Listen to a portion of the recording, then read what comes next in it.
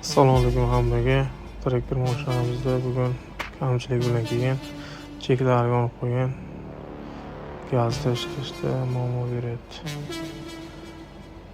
3-silindrdan propsa jigani yaxshi ishlamayapti. 3-silindr. Ошибкалari ham bor.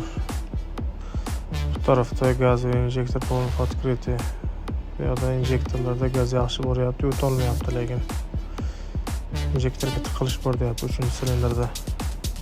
Mana filtrni ochgan edik, filtrlar to'lib ketgan, ichidan mana qurumlar chiqdi. Filtrlarni har 5000 kilometrda zamina qilib turish kerak. Mana mashina bitta cheklar o'shda. Haydab ko'ryapmiz. Ancha o'zgarish zo'r bo'ldi. Yengil bo'ldi. Birdan gazlarni kartalar bilan ishlab beryapmiz. Avtokalibrovkasini chiqarib haydab ko'rib